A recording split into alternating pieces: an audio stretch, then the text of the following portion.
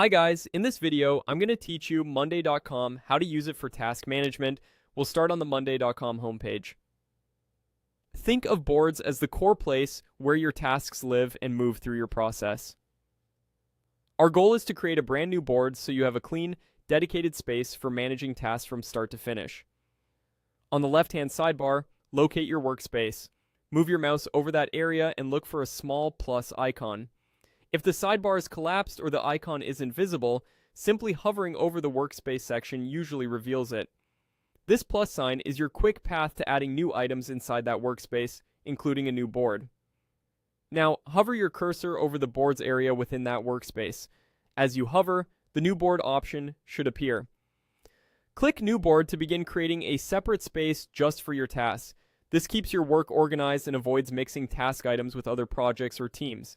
You'll see options for how to build the board. Choose Create Board manually. While templates can be helpful, manual creation gives you clear control over the initial structure and helps you start lean, then expand later. It's perfect when you know you want a straightforward task hub without any preloaded columns or automations. Next, name your board. Type Task Manager. So its purpose is unmistakable. Clear, concise names make it easier to find your board later and help teammates instantly understand what belongs there. If your organization uses naming conventions, keep them consistent here for smoother search and reporting. Go ahead and confirm by selecting Create Board. Monday.com will generate your new board and open it right away. You'll land on a blank canvas that's ready for your workflow. From here, you can shape it to match how your team tracks work. For example, many teams eventually add columns for status, owners, and due dates, but starting with a clean board makes it easy to build only what you need.